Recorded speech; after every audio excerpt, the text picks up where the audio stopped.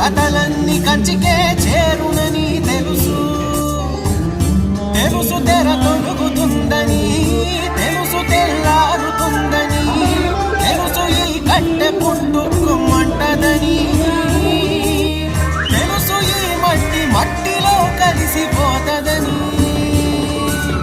ఎన్ని తెలిసి ఇరకాటంలో పడిపోతావు ఎందుకని మాయా